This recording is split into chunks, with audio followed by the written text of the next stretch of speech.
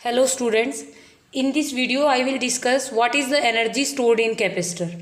उसके लिए डेरिवेशन करेंगे। पहले हम समझते हैं कि कैपेसिटर किस तरीके से एनर्जी को स्टोर करवाता है और किस फॉर्म में एनर्जी को स्टोर करवाता है। देखो बेटा, कैपेसिटर वो डिवाइस है जो कि चार्ज को स्टोर करता है। Okay, when we connect a battery across the two plates of a capacitor then it gets charged. Capacitor में पैरेलल प्लेट कैपेसिटर का कॉन्सेप्ट हमारे सिलेबस में है और इसमें हम पढ़ते हैं कि कैपेसिटर चार्ज होता है और डिस्चार्ज होता है। तो ये टेक्निकल वर्ड्स जो हैं उनको आप एक सिंपल सी भाषा में समझ ले।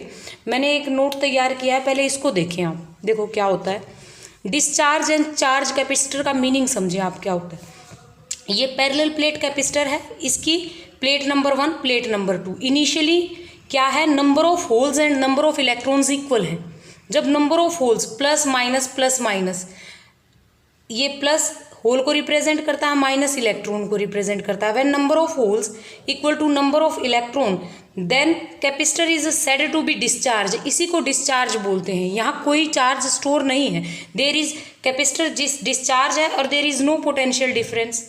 क्योंकि पोटेंशियल डिफरेंस तभी डेवलप होगा जब एक प्लेट पर पॉजिटिव चार्ज आ जाए और एक प्लेट पर नेगेटिव चार्ज आ जाए।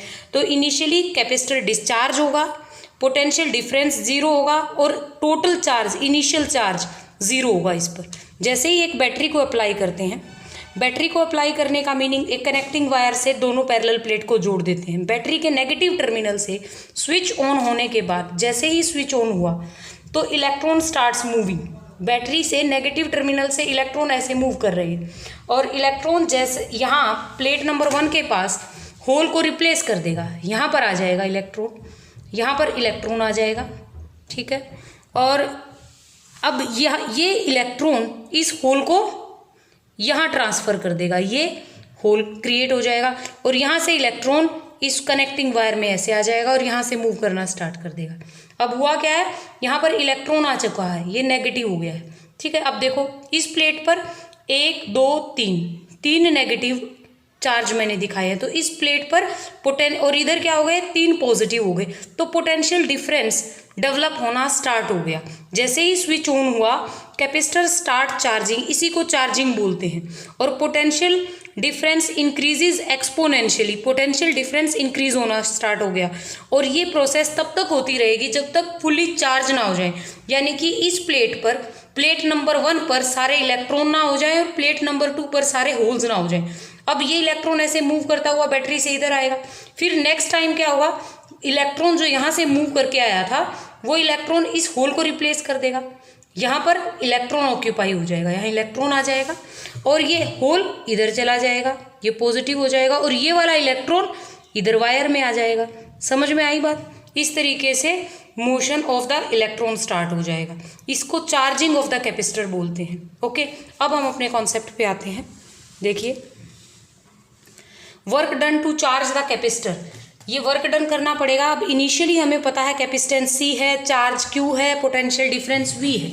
और आपको इस पर और एडिशनल चार्ज देने के लिए अगर आप एडिशनल चार्ज देना चाहेंगे तो small amount of work done आपको करना होगा। क्यों करना होगा? क्योंकि यहाँ पोटेंशियल डिफरेंस डेवलप हो चुका है। तो इससे क्लियर है, charge is directly proportional to potential difference और you can write charge is equal to C capacitance into voltage. और यहाँ से एक एक्सप्रेशन आ जाएगी, potential is charge upon capacitance. Okay, ये हमारे पास इक्वेशन बन जाएगी। अब देखते हैं, if you want to give some additional work that means battery had to do some work to deliver small amount of charge, this is due to continuous increment in the potential. Okay, battery को काम करना पड़ेगा। सो हम यहाँ ले लेते हैं, late dW be the work done in giving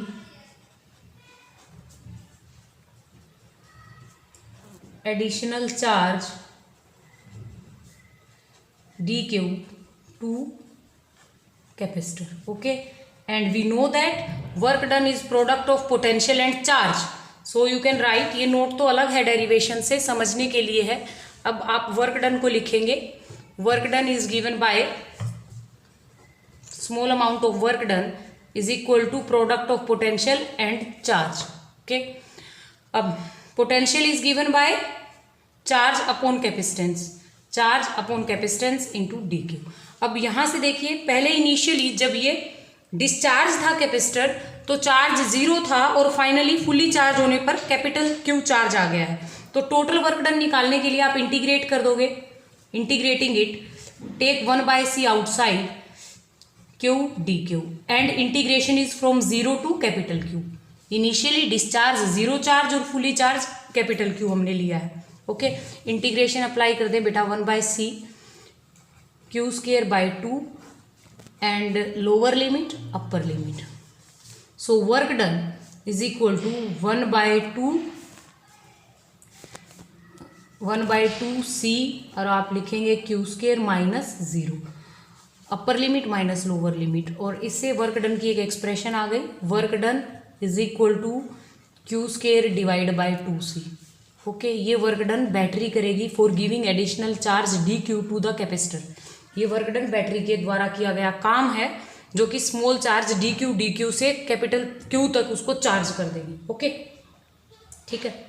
अब ये एनर्जी की फॉर्म में स्टोर हो जाएगा यही वर्क डन, तो इसी को हम क्या लिखेंगे, एनर्जी। और ये एनर्जी कौन सी एनर्जी है, this is electrical potential energy. और जो इलेक्ट्रिकल पोटेंशियल एनर्जी है वो in the terms of electric field intensity store होती है।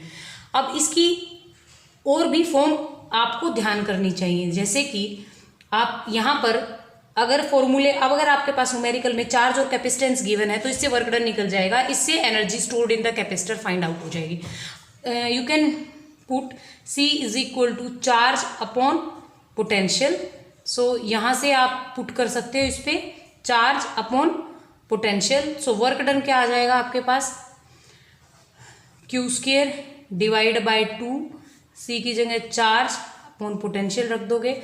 सो you will get 1/2 Q V. एक एक्सप्रेशन ये और आ जाएगी, और आप इस तरीके से एक और एक्सप्रेशन फाइंड आउट कर सकते हो, put charge is equal to C V. So work done is equal to C square V square divide by 2c, it is equal to half of C V square. अब 3 important expression आ गई work done की, और यही work done क्या होता है, यही वर्क डन इलेक्ट्रोस्टैटिक एनर्जी की फॉर्म में कैपेसिटर में स्टोर होता है। It is equal to Q square divide by 2c C V square divide by 2 C V divide by 2। ये आपको याद रखना है। और न्यूमेरिकल में अगर चार्ज कैपेसिटेंस गिवन है ये फॉर्मूला लगा देंगे, कैपेसिटेंस वोल्टेज गिवन है ये लगा देंगे, चार्ज और पोटेंशियल गिवन है तो ये वर्क डन की एक्सप्रेशन आ गई। This is the formula for energy stored in the capacitor. लेकिन मैंने कहा था कि कैपेसिटर में जो एनर्जी स्टोर्ड होती है वो इलेक्ट्रिक फील्ड इंटेंसिटी की फॉर्म में स्टोर होती है। तो एक और टर्म है बेटा इसमें, that is called energy density. इसको पढ़ते हैं एनर्जी डेंसिटी क्या है, जैसे मास density mass per unit volume, energy density energy per unit volume. कितनी एनर्जी स्टोर होती है, energy per unit volume. Okay, how much energy is stored per unit volume of the capacitor, कितनी energy unit volume of the capacitor store करता है उसको energy density बोलते हैं। और इसका सिंबल है small U. It is equal to energy stored per unit volume and energy volume is given by AD। ठीक है, ओके। अब आप यहाँ पर यूज़ कर सकते हो, पहले हम यूज़ कर लेते हैं 1/2 CV square, 1/2 CV square divide by AD। ठीक है, CV स्क्वायर वाली एक्सप्रेशन इसीलिए यूज़ कर रही हूँ क्योंकि कैपेसिटेंस और वोल्टेज, कैपेसिटेंस पैरेलल प्लेट का हमें पता है और ये डेरिवेशन पैरेलल प्लेट कैपेसिटर के केस में ही कर रही हैं। ओके, देखिए फिर यहाँ पर 4 parallel plate capacitor, capacitance is given by permittivity of free space area divide by separation between plates. अब C की ये वैल्यू रख देंगे। सो energy density is equal to 1/2 AV square divide by AD। Okay, ये कैंसिल हो जाएगा ऐसे ये एरिया, और यहाँ से एक्सप्रेशन आएगी 1/2 epsilon nought V square divide by D square. और we know that relation between electric field and potential E is equal to V upon D। तो V अपॉन D को हम ये से लिख देंगे U is equal to 1/2 epsilon nought E square. Okay, और ये एनर्जी डेंसिटी की एक्सप्रेशन इलेक्ट्रोमैग्नेटिक वेव में फिर से पढ़ेंगे, और इससे ये भी प्रूव होता है कि जो इलेक्ट्रिक फील्ड की फॉर्म में ही एनर्जी स्टोर हो रही है। ठीक है, तो इलेक्ट्रोस्टैटिक एनर्जी जो स्टोर हो रही है कैपेसिटर में, it is in the form of electric field intensity.